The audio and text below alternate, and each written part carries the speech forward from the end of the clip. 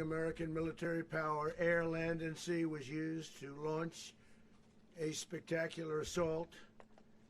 And it was an assault like people have not seen since World War II.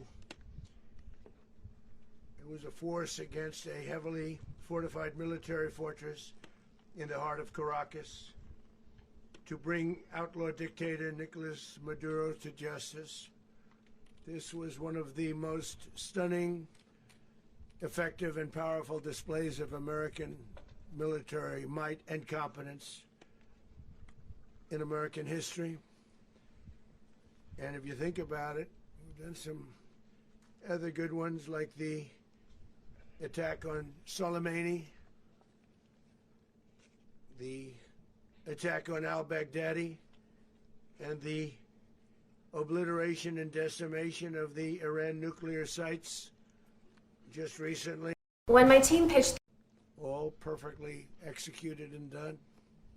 No nation in the world could achieve what America achieved yesterday, or frankly in just a short period of time. All Venezuelan military capacities were rendered powerless as the men and women of our military, working with U.S. law enforcement, successfully captured Maduro in the dead of night. It was dark. The lights of Caracas were largely turned off due to a certain expertise that we have. It was dark and it was deadly.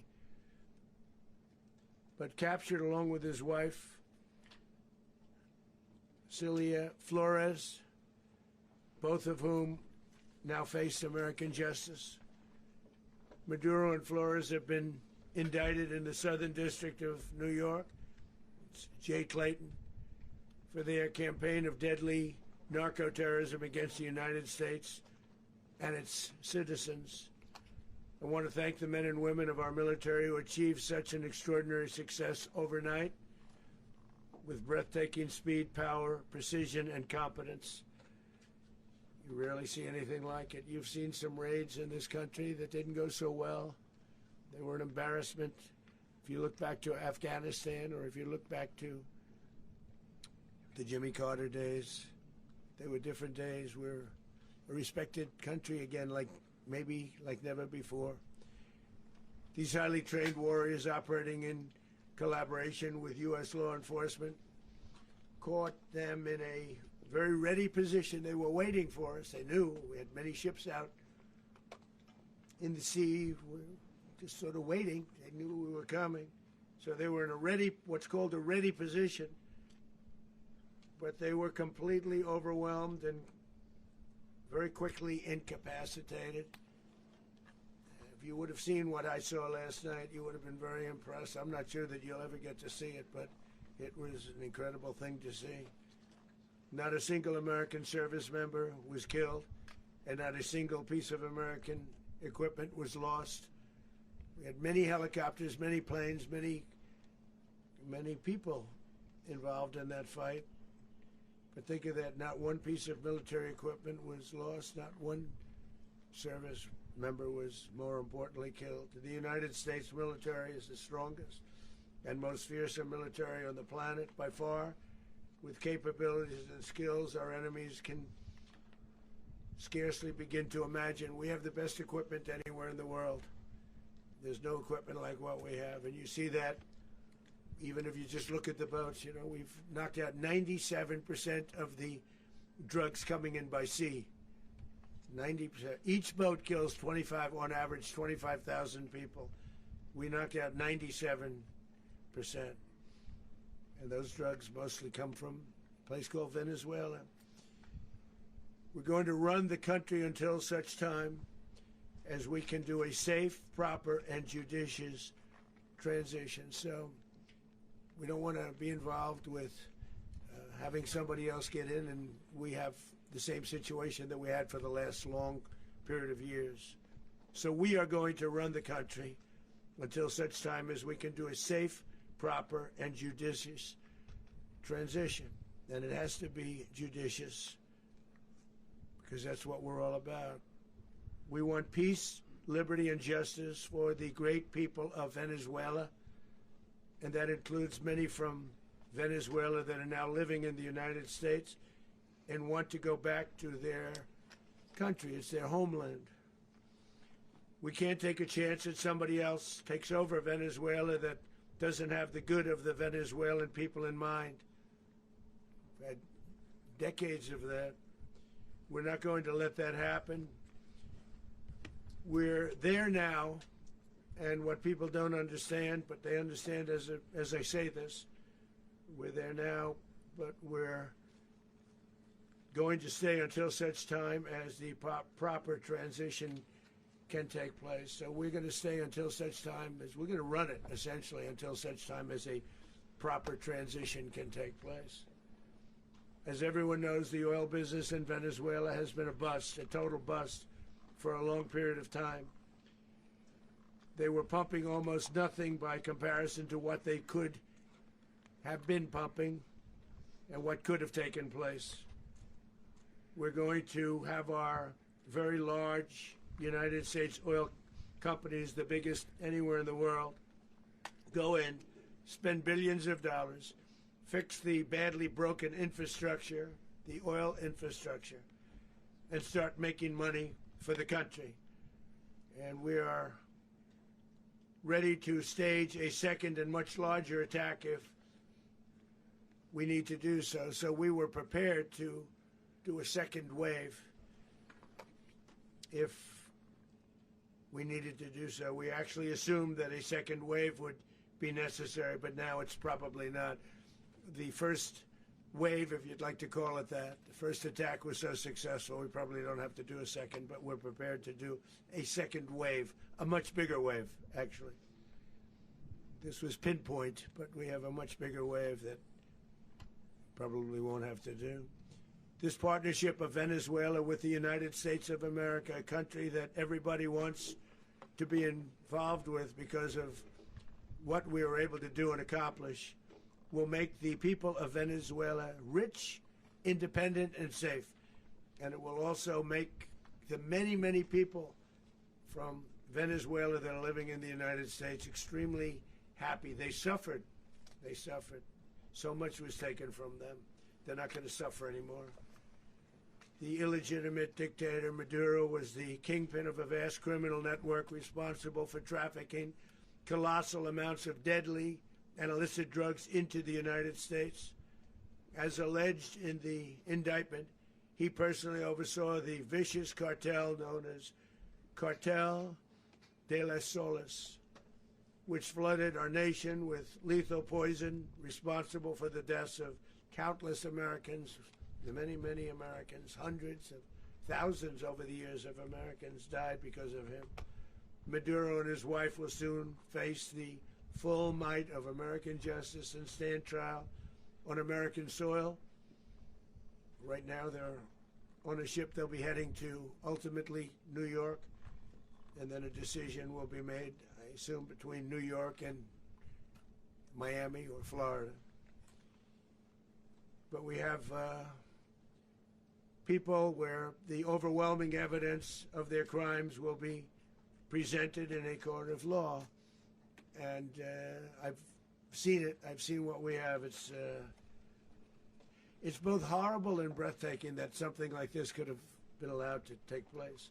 For many years after his term as president of Venezuela expired, Maduro remained in power and waged a ceaseless campaign of violence, terror, and subversion against the United States of America, threatening not only our people, but the stability of the entire region. And you all saw it. In addition to trafficking gigantic amounts of illegal drugs that inflicted untold suffering and human destruction all over the country, all over in particular the United States, Maduro sent savage and murderous gangs, including the bloodthirsty prison gang, Tren de Aragua, to terrorize American communities nationwide. And he did indeed. They were in Colorado. They took over apartment complexes. They cut the fingers off people if they call police. They were brutal, but they're not so brutal now. And I just have to congratulate our military, Pete and everybody, and our National Guard, because the job that they've done, whether it's in Washington, D.C., where we have a totally safe city, where it was one of the most unsafe cities anywhere in the world, frankly, and now we have no crime in Washington, D.C. We haven't had a killing. We had the terrorist attack a few weeks ago. A little bit of a different kind of a threat, but we haven't had a killing in a long period of time, 6-7 months. We used to have two, on average, 2 a week in Washington, our capital. We don't have that anymore. The restaurants are opening. Everyone's happy. They're going, they're walking their daughters, they're walking their children, their wives. They walk to restaurants. Restaurants are opening all over Washington, D.C. So I want to thank the National Guard. I want to thank our military. And I want to thank law enforcement. It's been amazing. And they should do it with more cities. We're doing it, as you know, and we're doing it in Memphis, Tennessee right now, and crime is down. We've just sort of started a few weeks ago, but crime is down now 77%. And the governor of Louisiana called, great person, and he wanted us to help him, as you know, in a certain very nice part of Louisiana, and we have done that. It was a rough section, and we have crime down. I understand it's down to almost nothing already after 2.5 weeks. New Orleans, it's down to almost nothing, and we've only been there for 2.5 weeks. Can't imagine why governors wouldn't want us to help. We also helped, as you know, in Chicago, and crime went down a little bit there. We did a very small help because we had no working ability with the governor. The governor was a disaster, and the mayor was a disaster. But it knocked down crime. But we're pulling out of there. When they need us, we'll know. You'll know. You'll be writing about it. And likewise, Los Angeles, where we saved Los Angeles early on, where the head of the police department made a statement that if the federal government didn't come in, we would have lost Los Angeles. That's long after the fires. That's when they had the riots in Los Angeles. We did a great job. Got no credit for it whatsoever, but that's okay. It doesn't matter. We don't need the credit. But we'll be pulling out when they need us. They'll call, or we'll go back if we have to. We'll go back. But we did a great job in various cities. But the place that we're very proud of is Washington, D.C., because it's our nation's capital. We took it from being a crime-ridden mess to being one of the safest cities in the country. But the gangs that they sent raped, tortured, and murdered American women and children. They were in all of the cities I mentioned, Tren de Aragua. And they were sent by Maduro to terrorize our people, and now Maduro will never again be able to threaten an American citizen or anybody from Venezuela. There will no longer be threats. For years I've highlighted the stories of those innocent Americans whose lives were so heartlessly robbed by this Venezuelan terrorist organization. Really one of the worst. One of the worst, they say the worst. Americans like 12-year-old Jocelyn Nungary from Houston. Beautiful Jocelyn Nungary, what happened to her? They, as you know, they kidnapped, assaulted, and murdered by Tren de Aragua animals. They murdered Jocelyn and left her dead under the bridge. There was a bridge that will never be the same to so many people after seeing what happened. As I've said many times, the Maduro regime emptied out their prisons, sent their worst and most violent monsters into the United States to steal American lives. And they came from mental institutions and insane asylums. They came from prisons and jails. The reason I say both, they sound similar. Actually, prisons a little bit more hostile, a little bit tougher. A mental institution isn't as tough as an insane asylum, but we got them both. They sent from their mental institutions. They sent from their jails, prisons. They were drug dealers. They were drug kingpins. They sent everybody bad into the United States, but no longer. And we have now a border where nobody gets through. In addition, Venezuela unilaterally seized and sold American oil American assets and American platforms, costing us billions and billions of dollars. They did this a while ago, but we never had a president that did anything about it. They took all of our property. It was our property. We built it. And we never had a president that decided to do anything about it. Instead, they fought wars that were 10,000 miles away. We built Venezuela oil industry with American talent, drive, and skill, and the socialist regime stole it from us during those previous administrations, and they stole it through force. This constituted one of the largest thefts of American property in the history of our country. Considered the largest theft of property in the history of our country. Massive oil infrastructure was taken like we were babies, and we didn't do anything about it. I would have done something about it. America will never allow foreign powers to rob our people or drive us back into and out of our own hemisphere. That's what they did. Furthermore, under the now deposed dictator Maduro, Venezuela was increasingly hosting foreign adversaries in our region and acquiring menacing offensive weapons that could threaten U.S. interests and lives. And they used those weapons last night. Potentially in league with the cartels operating along our border. All of these actions were in gross violation of the core principles of American foreign policy, dating back more than 2 centuries, and not anymore. All the way back, it dated to the Monroe Doctrines, and the Monroe Doctrine is a big deal, but we've superseded it by a lot, by a real lot. They now call it the Monroe Document. I don't know. It's Monroe Doctrine. We sort of forgot about it. It was very important, but we forgot about it. We don't forget about it anymore. Under our new national security strategy, American dominance in the Western Hemisphere will never be questioned again. Won't happen. So just in concluding, for decades, other administrations have neglected or even contributed to these growing security threats in the Western Hemisphere.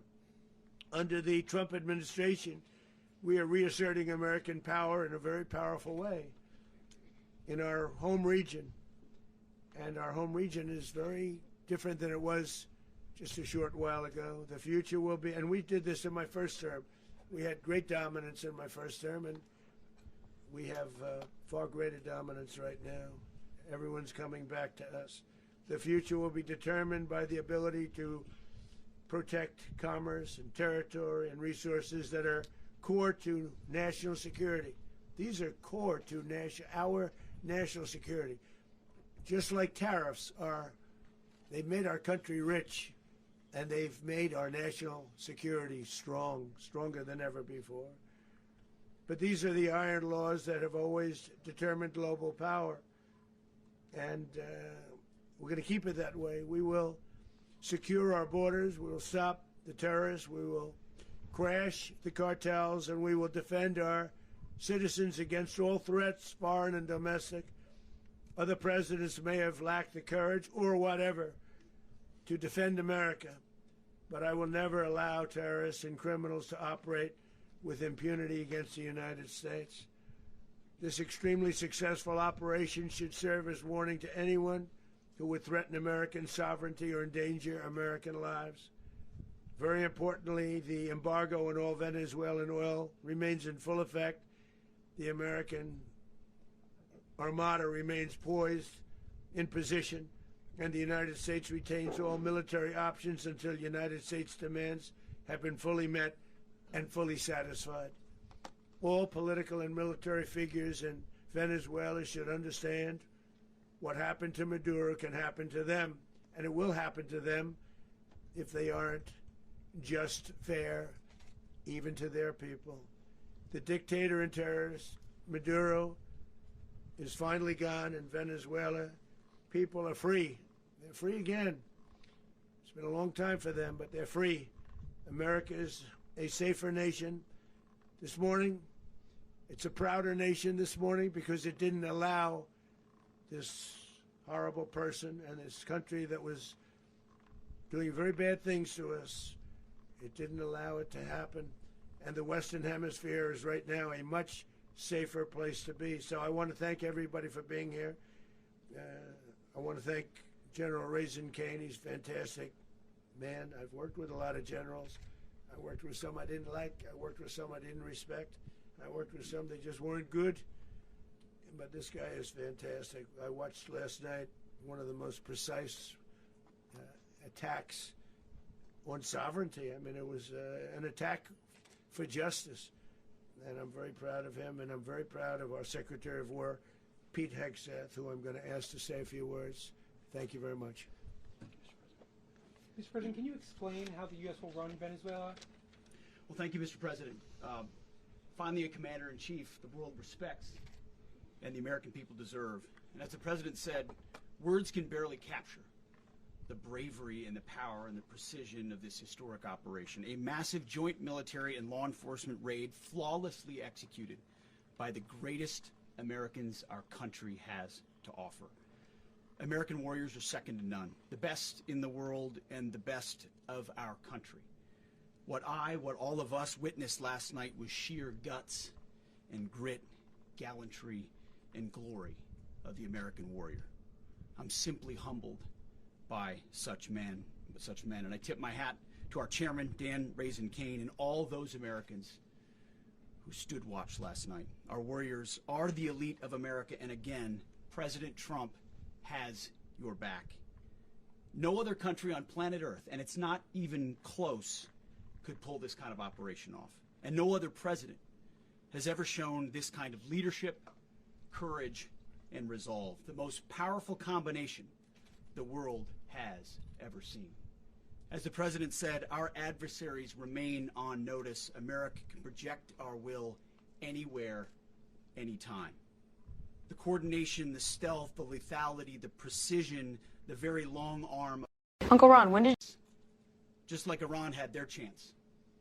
Until they didn't and until he didn't. He effed around and he found out. President Trump is deadly serious about stopping the flow of gangs and violence to our country. Deadly serious about stopping the flow of drugs and poison to our people. Deadly serious about getting back the oil that was stolen from us. And deadly serious about reestablishing American deterrence and dominance in the Western Hemisphere. This is about the safety, security, freedom, and prosperity of the American people. This is America first. This is peace through strength. And the United States War Department is proud to help deliver it. Welcome to 2026, and under President Trump, America is back. I'd like to welcome now our chairman, Chairman Raisin Kane, to give a few more details about the operation. Mr. Chairman. Thank you, Mr. Secretary. Thank you, Mr. President, and good morning. Last night, on the order of the President of the United States and in support of a request from the Department of Justice, as the President said, the United States military conducted an apprehension mission in Caracas, Venezuela, to bring to justice two indicted persons, Nicolas and Cecilia Maduro. This operation, known as Operation Absolute Resolve, was discreet, precise, and conducted during the darkest hours of January 2nd and was the culmination of months of planning and rehearsal, an operation that, frankly, only the United States military could undertake. What I'd like to do this morning is talk to you through some of the preparation and the details without compromising any of our tactics, techniques, and procedures. There is always a chance that we'll be tasked to do this type of mission again. Our interagency work began months ago and built on decades of experience of integrating complex air, ground, space, and maritime operations. While the past 2 decades have honed the skills of our special operations forces, this particular mission required every component of our joint force, with soldiers, sailors, airmen, Marines, and Guardians working in unison with our intelligence agency partners and law enforcement teammates in an unprecedented operation. We leveraged our unmatched intelligence capabilities and our years of experience in hunting terrorists, and we could not have done this mission without the incredible work by various intelligence agencies, including the CIA, NSA, and NGA. We watched, we waited, we prepared, we remained patient and professional. This mission was meticulously planned, drawing lessons from decades of missions over the last many years, many missions over these last many years. This was an audacious operation that only the United States could do. It required the utmost of precision and integration within our joint force. And the word integration does not explain the sheer complexity of such a mission. An extraction so precise it involved more than 150 aircraft launching across the Western Hemisphere in close coordination, all coming together in time and place to layer effects for a single purpose: to get an interdiction force into downtown Caracas while maintaining the element of tactical surprise. Failure of one component of this well-oiled machine would have endangered the entire mission, and failure is never an option for America's joint force. Those in the air over Caracas last night were willing to give their lives for those on the ground and in the helicopters. Let me talk a little bit about the preparation. After months of work by our intelligence teammates to find Maduro and understand how he moved, where he lived, where he traveled, what he ate, what he wore, what were his pets, in early December, our force was set pending a series of aligned events. Key was choosing the right day to minimize the potential for civilian harm and maximize the element of surprise, and minimize the harm to the indicted personnel, so as the President said, they could be brought to justice. And as the President said earlier today, weather in Venezuela is always a factor this time of the year. And over the weeks through Christmas and New Year's, the men and women of the United States military sat ready, patiently waiting for the right triggers to be met and the President to order us into action. Last night, the weather broke just enough, clearing a path that only the most skilled aviators in the world could maneuver through. Ocean, mountain, low cloud ceilings, but when tasked with a mission, this organization does not quit. At 10:46 p.m. Eastern Time last night, the President ordered the United States military to move forward with this mission. He said to us, and we appreciate it, Mr. President, good luck and Godspeed. And those words were transmitted to the entire joint force. Over the course of the night, aircraft began launching from 20 different bases on land and sea across the Western Hemisphere. In total, more than 150 aircraft, bombers, fighters, intelligence, reconnaissance, surveillance, rotary wing were in the air last night. Thousands and thousands of hours of experience were airborne. Our youngest crew member was 20, and our oldest crew member was 49, and there's simply no match for American military might. As the night began, the helicopters took off with the extraction force, which included law enforcement officers, and began their flight into Venezuela at 100 feet above the water. As they approached Venezuelan shores, the United States began layering different effects provided by Spacecom, Cybercom, and other members of the interagency to create a pathway. Overhead, those forces were protected by aircraft from the United States Marines, the United States Navy, the United States Air Force, and the Air National Guard.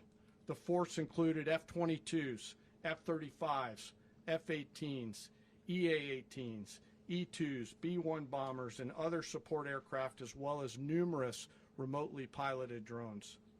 As the force began to approach Caracas, the Joint Air Component began dismantling and disabling the air defense systems in Venezuela, employing weapons to ensure the safe passage of the helicopters into the target area.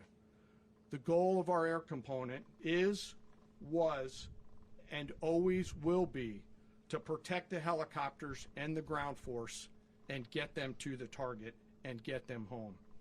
As the force crossed the last point of high terrain, where they'd been hiding in the clutter, we assessed that we had maintained totally the element of surprise. As the helicopter force ingressed towards the objective at low level, we arrived at Maduro's compound at 1:01 a.m. Eastern Standard Time, or 2:01 a.m. Caracas local time, and the apprehension force descended into Maduro's compound and moved with speed, precision, and discipline towards their objective, and isolated the area to ensure the safety and security of the ground force while apprehending the indicted persons. On arrival into the target area, the helicopters came under fire, and they replied with that fire with overwhelming force in self-defense. One of our aircraft was hit but remained flyable, and as the President said earlier today, all of our aircraft came home, and that aircraft remained flyable during the rest of the mission.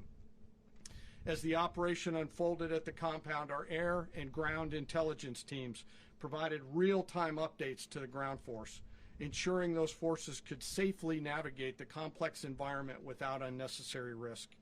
The force remained protected by overhead tactical aviation. Maduro and his wife, both indicted, gave up and were taken into custody by the Department of Justice, assisted by our incredible U.S. military with professionalism and precision, with no loss of U.S. life.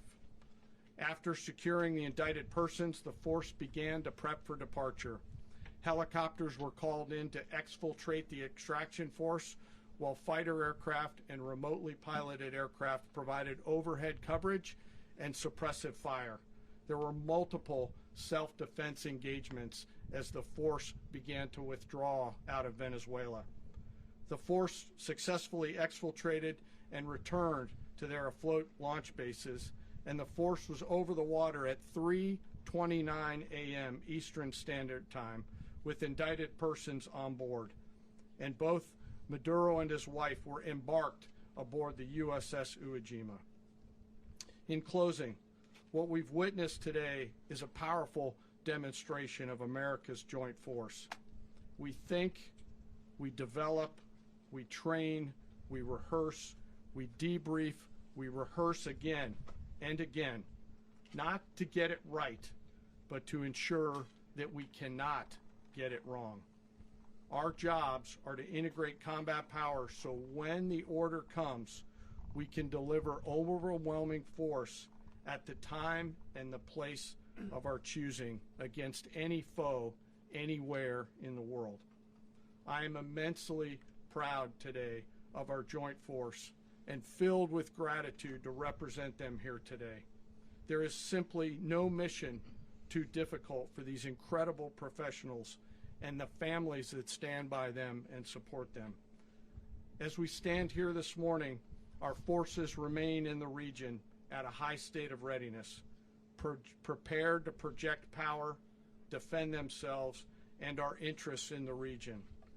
This operation is a testament to the dedication and unwavering commitment to justice and our resolve to hold accountable those who threaten peace and stability. In closing, I want to express my heartfelt gratitude to the brave men and women who executed this mission. Their courage and tireless commitment to our nation are what makes us strong. Thank you, Mr. Secretary, and thank you, Mr. President. Well, I don't have much to add to what you've heard now, other than the following points. Nicolas Maduro was indicted in 2020 in the United States. He is not the legitimate president of Venezuela. That's not just us saying it. The first Trump administration, the Biden administration, the second Trump administration, none of those three recognized him. He's not recognized by the European Union and multiple countries around the world. He is a fugitive of American justice with a $50 million reward, which I guess we saved $50 million. And we should make sure. Yeah, exactly. But don't let anybody claim it. Nobody deserves it but us. But I want to be clear about one thing. Nicolas Maduro had multiple opportunities to avoid this. He was provided multiple very, very, very generous offers and chose instead to act like a wild man, chose instead to play around. And the result is what we saw tonight. The other message here is the following. You have a guy, like many people around the world, they like to play games. You have a guy who decides he's going to invite Iran into his country is going to, do the confiscation of American oil companies, is going to flood our country with gang members, is going to take Americans prisoner and try to hold them for hostage and trade them like he was able to do with the Biden administration. Basically likes to play games all this time and thinks nothing's going to happen. And I hope what people now understand is that we have a president. The 47th president of the United States is not a game player. When he tells you that he's going to do something, when tells you he's going to address a problem, he means it. He actions it. I can tell you, I've watched this process now for 14, 15 years, been around it. Everybody talks. I'm going to do this. I'm going to do that. When I get there, we're going to do this. We're going to take. This is a president of action. Like, I don't understand yet how they haven't figured this out. And now, if you don't know, now you know.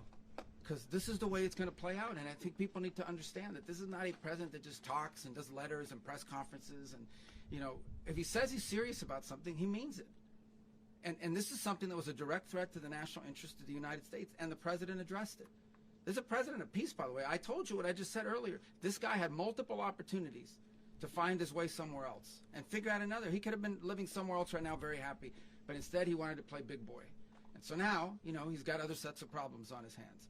And but I think the message here should be for the world. Look, the president doesn't go out looking for people to pick fights with. He's not generally wants to get along with everybody. We'll talk and meet with anybody, but don't play games. Don't play games with this president's in office, because it's not going to turn out well. And so I hope that I guess that lesson was learned last night, and we hope it'll be instructive moving forward. Is that a message for Cuba? Mr. President.